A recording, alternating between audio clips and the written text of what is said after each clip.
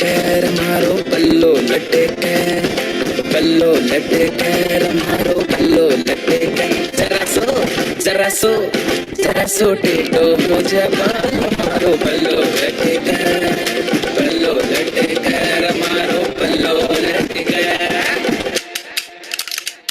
आओ जी आओ घूमरणी खिलबाणे पधारो सा घूमरणी खिलबाणे पलम तारो गुरे गावे आज मारो जीवड़ो घणो हिचकावे घबरावे मन में बावे मारो बदलो बवर मन पावे चमक बाज पायला बाज बाई सकेले चमक घुंगरा बाज आओ सा घूमरणी खिलबाणे आओ सा घूमरणी खिलबाणे Ghoomar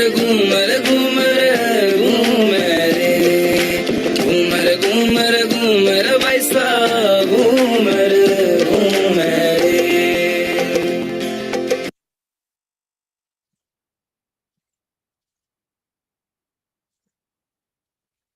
Hello, everyone, and welcome to the fourth episode of A QISSAA with Ishika, quintessential and inspiring stories of South Asian artists.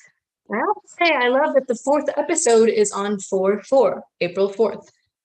My name is Ishika Muchal, and I'm coming to you from Los Angeles, California, the land of the Tongva people. Before we jump in, I just wanted to remind you all to make sure to subscribe to my YouTube channel and like and share this video with your friends. My guest today is Pragati Sharma, an artist, curator, interior design, industrial designer, architect, and arts educator. Pragati mixes fine arts, calligraphy, mythology, architecture, and spirituality in her artwork. Born in India, Pragati has had the influence of many cultures and traditions. At a young age, she was recognized for her creativity and went on to pursue her bachelor's in architecture and master's in product design from the National Institute of Design, NID Ahmedabad. Through her travel and work in Europe, she explored the synergy between art, design, and architecture. Her work features transparent layers of paint, using the principles of color, design, and visual balance to tell stories through visual art. In fact, we have two of her paintings out for right here. Pragati is a multimedia artist working with music and performing arts, along with her visual art, to create multi-sensory experiences. Her art ranges from figures to landscapes to anthropomorphic design, paintings to sculptures, and most of which you can find in her exhibitions. Her work has also been displayed at a Habitat for Humanity public art project in Vancouver, Canada, one of only 3 artists whose work was selected. Pragati's work has also been showcased at New York City's Times Square. She also has her own art school called the Pragati Art School, where she teaches art workshops in person and now virtually. I am so honored to welcome Pragati Sharma. Hello. Hello. Thank you so much for joining me today. Thank you for having me, Ishika. First of all, I just wanted to say that I absolutely love your work. I mean, I got introduced to it through my mom, and I'm just so in awe of the details and the intricacies and the vibes emanating from all of your pieces. So I just wanted to start by saying that. Thank you. Thank you. That was such a lovely introduction. I was almost dancing at the song that you played in the beginning. Well, I had to cut out so much for the bio. I mean, there's so much else about you that I wish I could have said, but. Thank you. Yeah. So, what inspired you to pursue the arts, and how did your artistic journey start? So, it wasn't ever a conscious decision. It was something that just happened. I was always a very creative person ever since I was in school. I would do random projects that nobody would think of, and taking a different kind of approach to do normal school projects, that kind of stuff. So pursuing a creative career was not something that had to be thought about. It was just a given that it has to be one of the creative. And at that time, architecture seemed the most appropriate choice. So we went that route. And then it was always a natural course. Then after architecture, I wanted to go to NID. I heard about it, and it wasn't a very popularly known study option at that time. Although now it's very, very popular, and everyone wants to go there. There are very limited seats and very difficult to get a seat there. So I heard from my seniors and stuff that, industrial design is a good option, because I was always a very bright student in the math, science, and everything. So after architecture, industrial design seemed like the natural course. And then I worked as an industrial designer for a few years before I, decided to paint full time. And it just happened. So it was never a decision that had to be made. Just went with the flow. Wow. And you are a self-taught painter, correct? Yes, I am.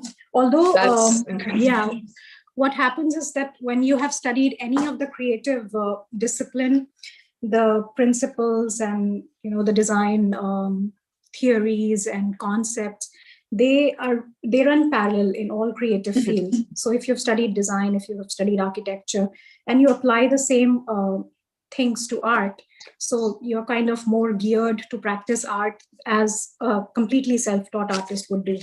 So I wouldn't say that I landed into it like a completely newcomer. I had a good grounding of creative education to become a fine artist. Definitely. I mean, but just the fact that your work is all self-taught, that's absolutely incredible. Yeah, and it in a way, I'm not afraid to experiment, and I wouldn't go the usual route ever. I would use things that people wouldn't even think of using in art.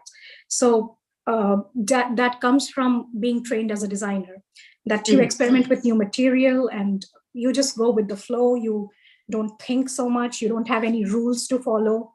So that gives you more tools to work, to apply. So and you've traveled so many places. I mean, you've traveled in Europe, and of course you lived in India and now here. So with your exposure to so many different artistic styles, how did that influence you? And then how did you develop your own personal artistic style? So your style, of course, develops over a time, and it's never completely done. You always keep evolving as you mature and as you see more things around you. So the exposure-wise, of course, you grow up. When you grow up in India, you already have seen so much, and the moment you come out of India, you see a completely different picture. And you see how, I would say in Europe, I learned how to appreciate what we have more seriously. Otherwise, you would take it for granted. And you get exposed to different kinds of mediums and of course, when you visit the museums, you see works of master artists, and that inspires you for sure. And yes, it brings more finesse to your work, to your way of looking at things. So perception-wise, it makes you, it kind of matures you a little bit more. You look at things differently. Wow. Yeah. I mean, there's so many beautiful museums in Europe. And yes, I'm sure, I mean, like you were talking about, there's so much art and influence in India in itself with the multitude of cultures. So yeah, and it just exists around us. So we kind of grow within that. So it's a part of us, but we never really move away from it and look at it from a perspective of that it's something special, it's art. It's just a part of our life, like a sari or something, hanging on the wall, a handicraft item. It's just so normal for us. But only when you move out of India, you realize the actual value of it. Absolutely. And for anyone joining right now on any of the platforms that you're watching on, I'm speaking with the incredible visual artist Pragati Sharma. And if you're watching on YouTube, please make sure to like this video and subscribe. And let's get back into our interview. So can you tell us about your studio at home? And do you think it's been more challenging to have a studio at home versus outside? No, I love having my studio as a part of my home, because I don't think my work is separate from my everyday life. It's just a part of who I am. So I would rather, live in my studio than have to drive to my studio. Yeah, No, so for sure. it's nice. I enjoy working in my home studio. Okay. And what were the struggles of the initial process of like making the studio? How was that like? Sorry, go again, Ishika.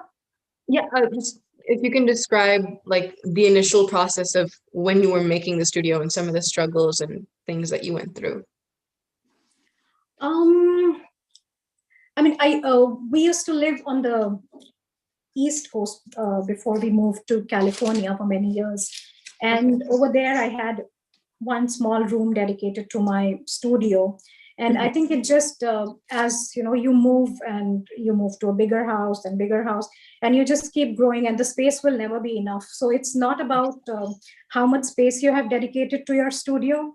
It's really about what you do. I could do the same thing on my dining table as I would do in my studio, but now that I have this space, I enjoy having to not clean up before I start doing a different chore. I have a dedicated space for work, and that at this level now it makes a difference, because you don't have to really plan anything ahead. So even when I have 30 minutes during my day, I can come and do a little bit of work and go back to my house. So yeah, other than that, I think the physical location of your studio does make a difference. Although people like to paint in isolated areas, I like to be at the center of the city. So luckily we are geographically located in a good place, and I am accessible very easily to all my students who are spread around the Bay Area, and clients. Anybody is welcome to come to the studio. Convenient location, so that matters. Not so much, but yeah, it does. No, absolutely. Location is everything.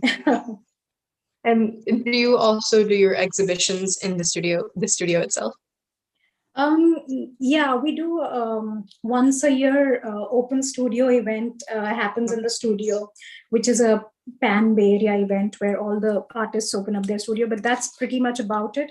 Although I always keep my studio open for collectors, and people do visit all the time. So it helps to have a professional space, though it is in my garage, but it kind of looks okay to I mean, you can never have enough. You have to, yeah, just whatever I have right now is the best.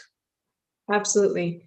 And speaking of that, would you give us the honor of giving us a little tour of your studio? Absolutely, yeah. Why not? That's the part I love the most. Yes. So let's get started from the entrance. Turn the camera. So this is the big space. It's actually, like I said, it's our garage. And so now it is converted into a studio. So this is where you enter. I'll move from paintings to paintings and then give you a view of the entire wall. Perfect.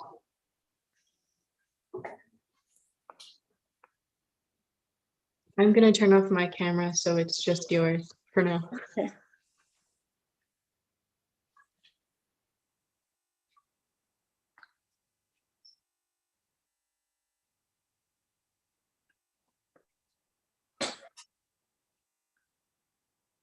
I'll talk about my style later, but Okay. what you see would be, yeah, very, very detailed works. And that is my style of working. This is one of my newer paintings. Then let's move here. Some of the coffee paintings. Oh, wow. Way up on the ceiling. Okay. And you all have them so lovely displayed in such a lovely way. Oh yeah, this is how it is all the time. I need to see them displayed because they keep inspiring me for my newer works. So you see on this table here, I have some works that are in progress. I'm working on them. So whenever I come to the studio, I work a little bit and then go back to my work.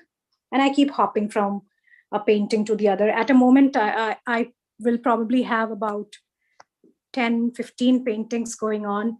Oh, wow. So these are finished paintings that were done last year for a show. And let's see here. Some more stuff.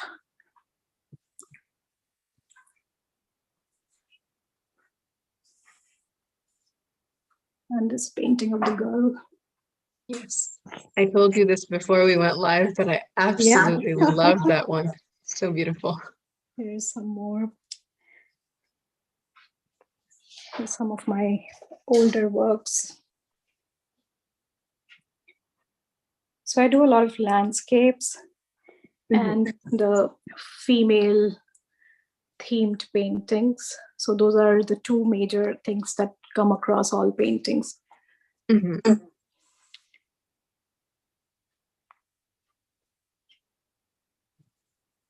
Yeah, I was just gonna say that there's so many women depicted so powerfully. So do you have can you tell us about your warrior goddess series?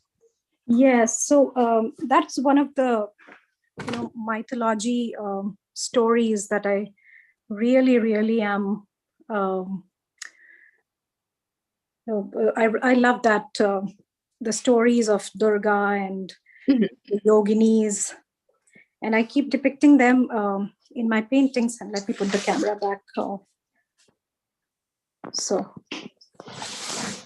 yeah, give me a moment.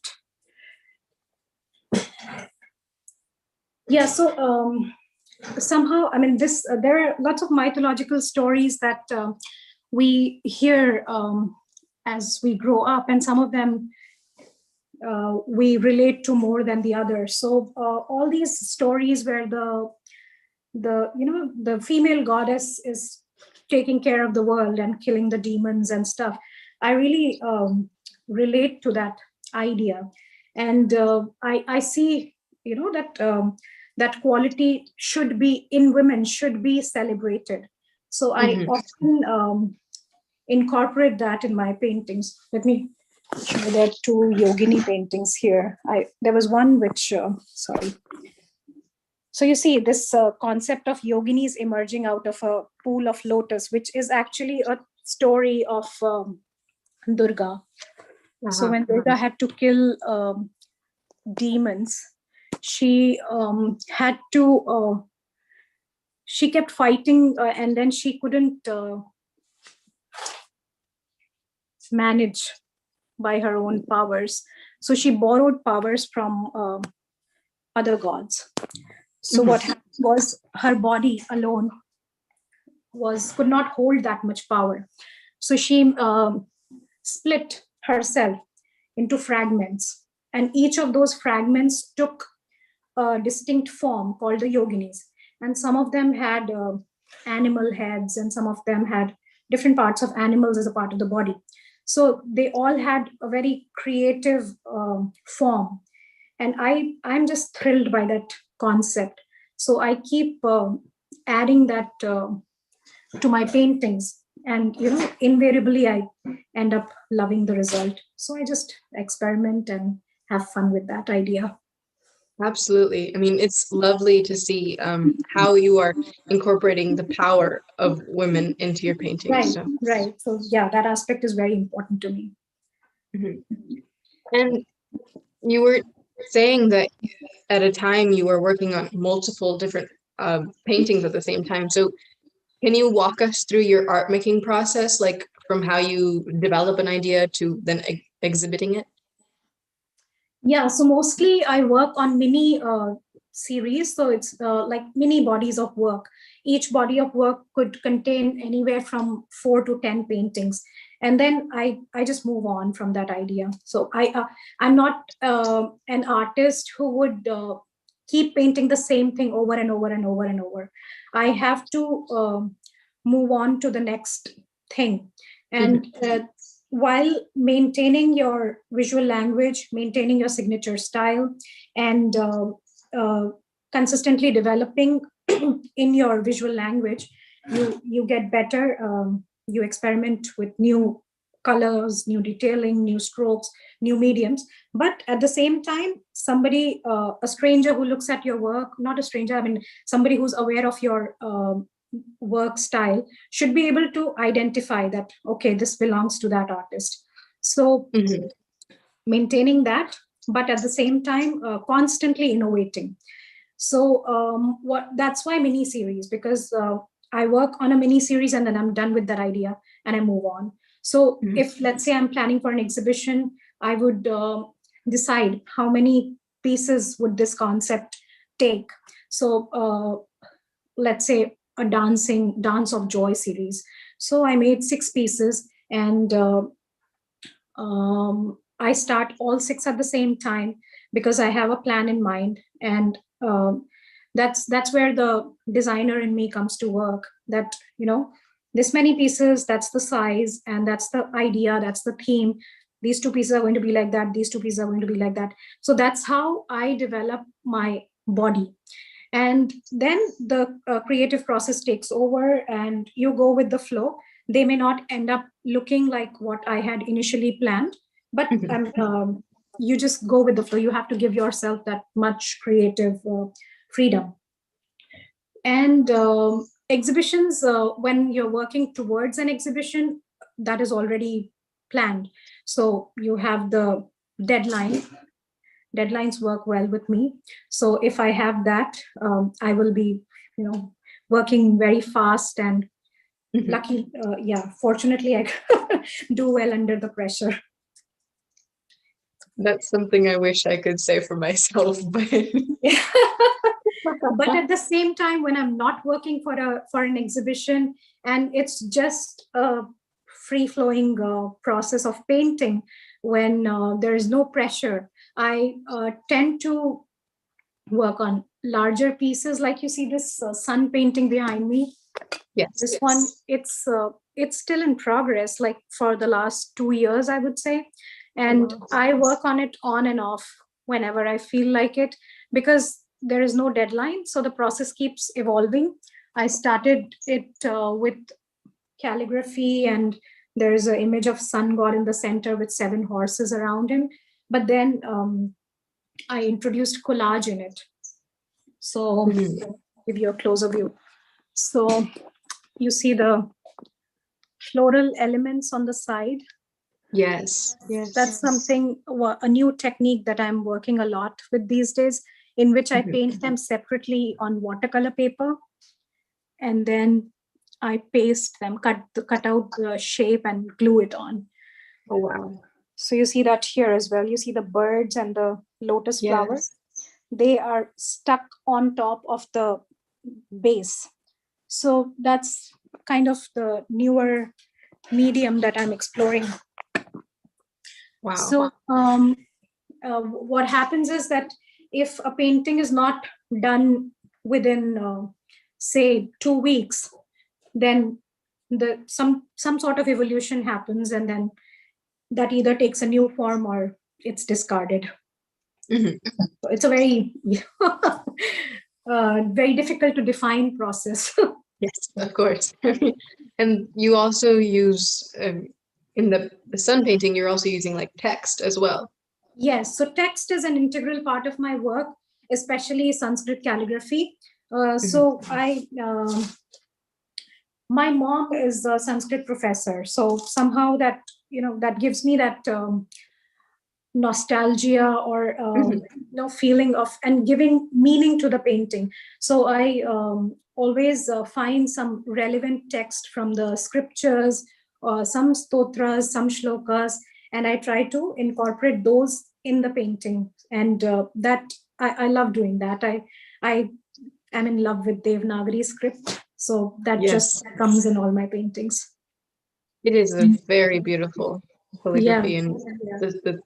the font, not the font, the the letters are just so Yeah. beautiful. It, Yeah, though all scripts are beautiful, but that it has some sort of feeling of belonging to that culture thing. mhm, So yeah, I love to do that to all my paintings. absolutely. And you were talking about exhibitions and how you were working faster for exhibitions, and I read about that a lot of your exhibitions are at hospitals and health centers. So can you talk about how your arts or what your art's relationship is with community and healing? Yes, so I yeah, initially it just happened that people approached me to display my works. They in hospitals in Boston and Connecticut and lots of hospitals on the East Coast. They found my work and they approached me that this evokes the feeling of spirituality, meditation, and Mhm. those kind of effects, positive vibrations from colors. And till then, I was not aware of it. I was just subconsciously creating that aura. But once I came to know about it, and I started studying and researching that why this is happening, and then I realized that all the colors and the way the colors are distributed. So essentially, the composition of the paintings is what is evoking the feeling, the positive vibes, and the Mhm. order and chaos kind of thing. So maybe that's one of the reasons why it the hospitals and the healing centers identified with my work. Wow. Yeah, there's definitely so much emanation of positivity, and the colors just lift your mood, the colors that you're Right, using. So that makes right. sense. Um, what was the impetus behind creating your art school, and how has that process been like? So over the years, I realized that I am an inherent teacher in me is there, so I couldn't help. I mean, I'll find people and I'll start telling them, okay, you should do this and you should do that. So I thought maybe why not use that quality and teach people. So I had a lot of research background in terms of Indian arts and crafts, folk art forms during my studies of architecture and design in India. And of course, I'm very passionate about them as well. So Mhm. I realized that there is a need for spreading those things, teaching, making people more aware about the Indian folk arts in the US. Because if you're in India, of course, you have so much of it around you already. But here Mhm. in the US, getting a quality and authentic Indian arts education, folk art, was very essential. So I started small and then realized that there is so much interest in it. So then slowly it kept growing, and I'm really happy with it right now. I have Absolutely. hundreds and hundreds of students across the US. I know. I mean, my mom was took one of your classes, and I she still talks about it, so I can only imagine. So sweet, yeah. Yeah. Um, and how have you pivoted your work in your classes during the pandemic? um, Pandemic has been blessing in disguise, I would say. I mean, initially, the only way I would teach would be through my studio in person. And I was so anti teaching online because I was of the opinion that you can't really teach things like complicated Indian folk arts online. You can, of course, do simple stuff, but not something as complicated as Patachitra or miniature or Tanjore or, those kind of kalamkari. So, and over the last 1 year, I have really, realized that if you plan it well, you have to design the steps. So it's literally a design exercise and how you create a lesson plan for online instruction and make it easy to follow, break it down into easy to follow steps for your students. And it is possible. It is totally possible. So, and now I'm so happy with the reach, because I mean, earlier it would obviously be limited to the geographical area, but now people who have been following my work or my students' works for years, not just in US, but in other countries also, have been able to join the online classes and do amazing work. I'm so proud of all of them. Yeah, I mean, that is definitely one incredible thing about the pandemic, that we can really reach out to the people who inspire us and actually talk to them like I'm doing with you. I mean, yeah, I know it's unimaginable what was 1 year ago. I mean, people are doing everything online now. So it has opened up new avenues, and people have innovated, improvised on their ways, which is a good thing. We learn to survive in the situation, whatever is thrown at us. Yeah, and speaking about how people can reach out to those who influence them, can you talk about who or what some of your current artistic influences are? It's such a non-constant thing in my life. At a point, there are 2-3 artists that I really like and follow, and then after a couple of months, it would be somebody else. So right now, it is couple of Indian contemporary artists that I really admire. One of them is Basuki Das Gupta. Another one of my favorite is Valerie Puri, and a young artist called Shilo Shiv Suleiman. So those three, I really love the innovations that they do in their work. Very unexpected kind of paintings. You wouldn't see them in mainstream. So, and there are many other artists like that I really admire. But what has been a constant inspiration for me is 2 things, actually. Of course, Indian folk arts, because that is just imbibed in my system. So whatever it is, I just turn to miniature painting, Persian painting, Rajasthani, Mughal. Those kind of paintings are always at the back of my mind. And in Eastern Europe, there is an art genre called art naive. And that is one of my favorites, because in my paintings, you would see the colors are very bright. The color palette is very, very bright. But at the same time, in one particular section, let's say you see the orange there, the detailing on orange would always be another shade from the same family. So it is bright, but in that particular area, it is monochrome. So I kind of enjoy doing that kind of work, which I have coined a term for it, is I call it maximalist miniaturist work. So because I don't know how else to describe my work when people ask me, so what's this painting called that you do? Yeah. So I coined my own term. It's called maximalist miniaturist, because it is inspired by the miniature tradition from India or Southeast Asia. And it is maximalist in nature, which means that there are layers and layers of details, one on top of others. So you do one set of detailing and then you come back to it, you do another set of detailing. So when a person looks at it, there's like so much happening there. So it may look chaotic to some people, but at the same time, when you step back and look at the whole picture, you will see that order in chaos, and the way the elements are arranged across the canvas. There is a very, very well planned aesthetic balance that happens.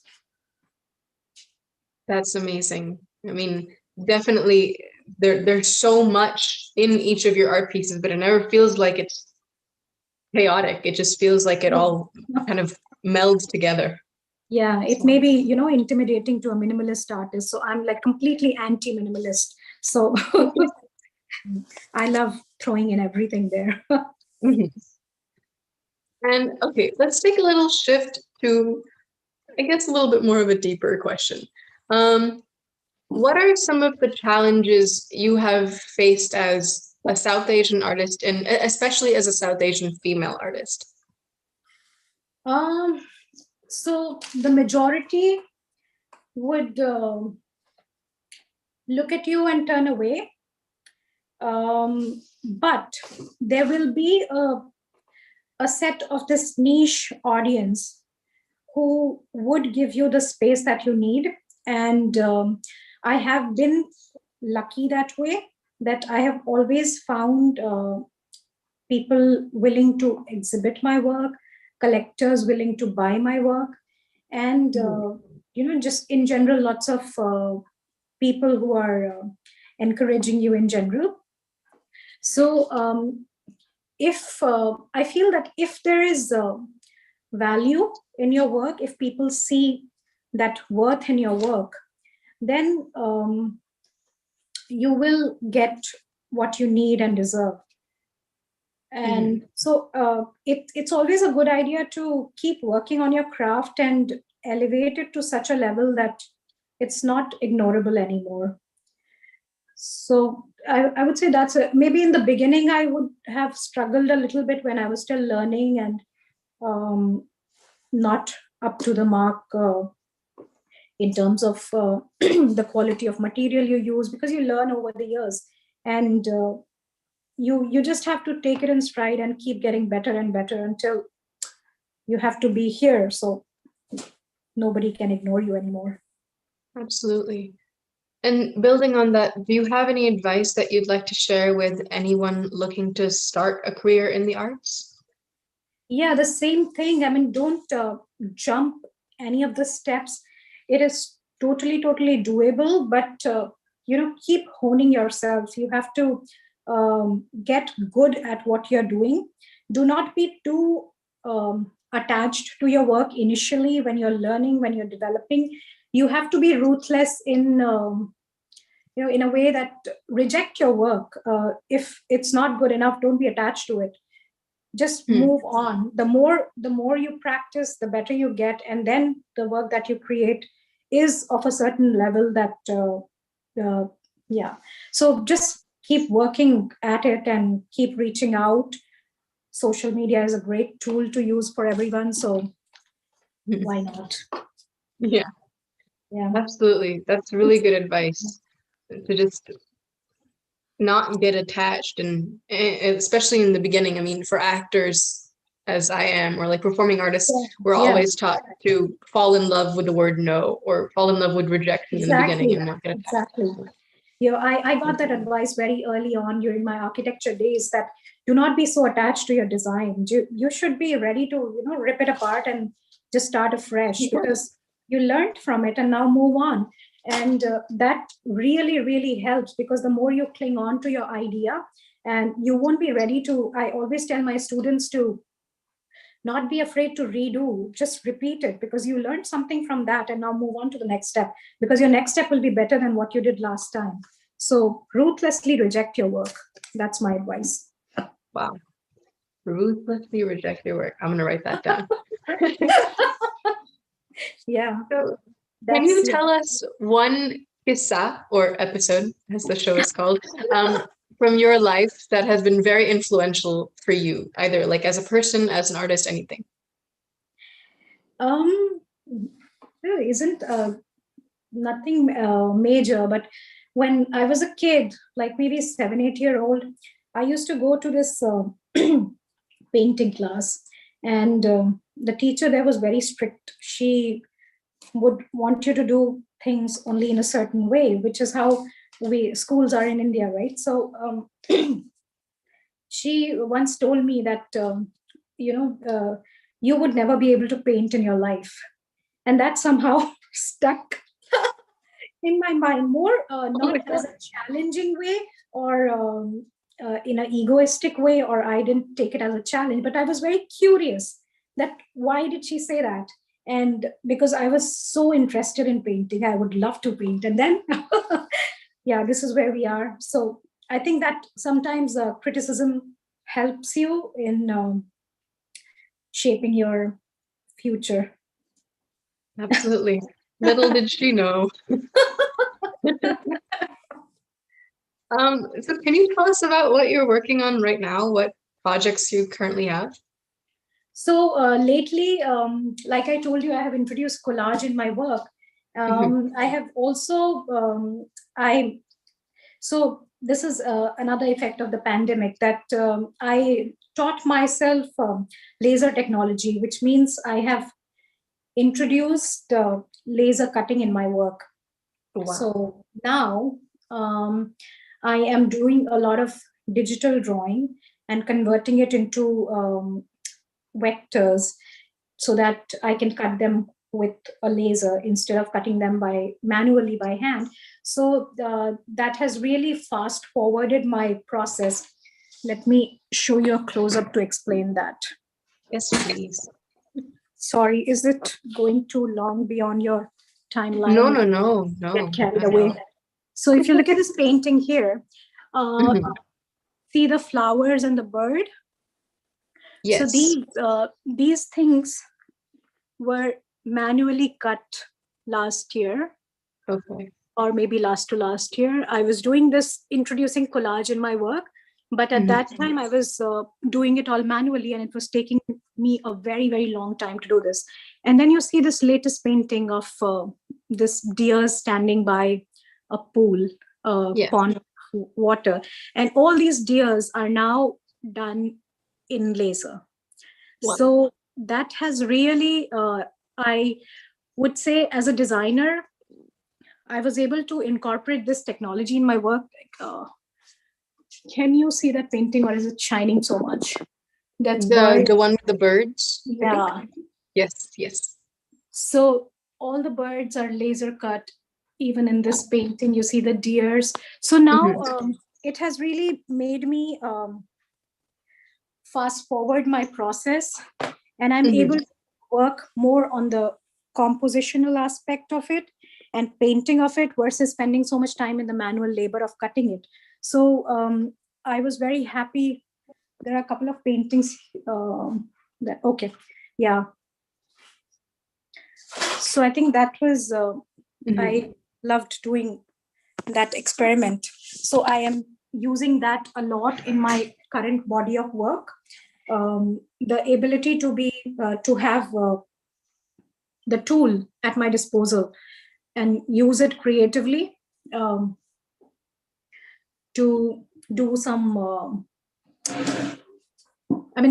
what that has enabled me to do is faster innovation.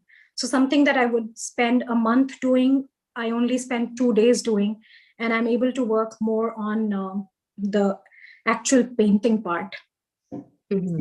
So that's lovely. I mean, if we can use technology to help our process, why not?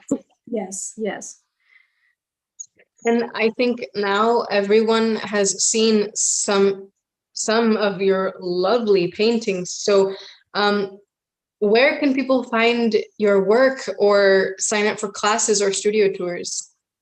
So I have my website. It's called pragatisharma.com, and the school website is called pragatiartschool.com. So always welcome to have people online or reach me out on social media. It's their Instagram, Facebook, and Pragati Art School, when talk about it has been doing so well during this time.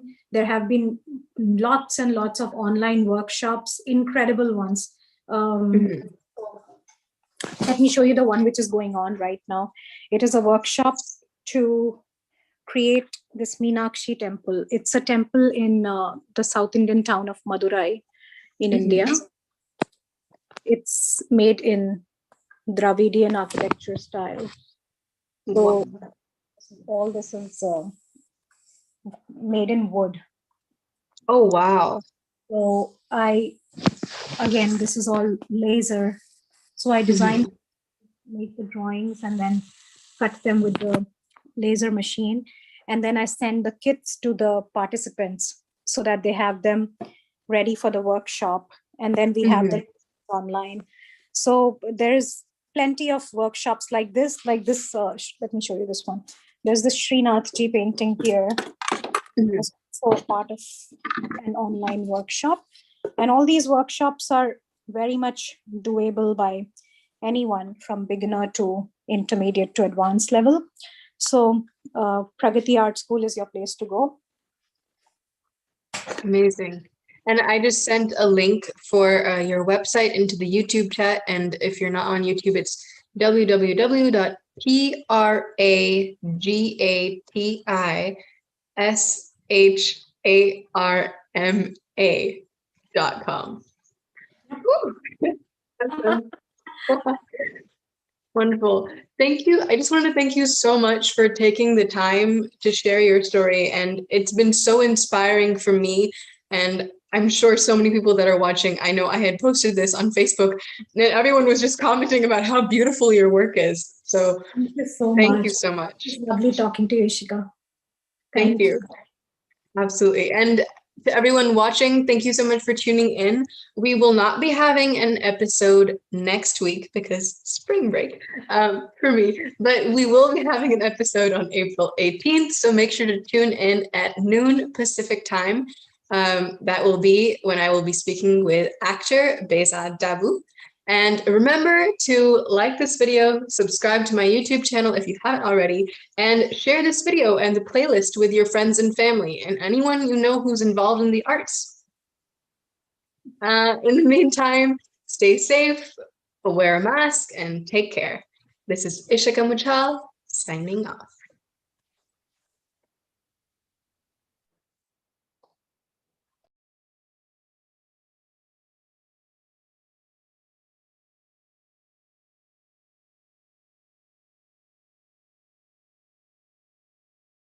घर की जो करो आयो रे बन के मारो मेहमान घर की जो करो आयो रे बन के मारो मेहमान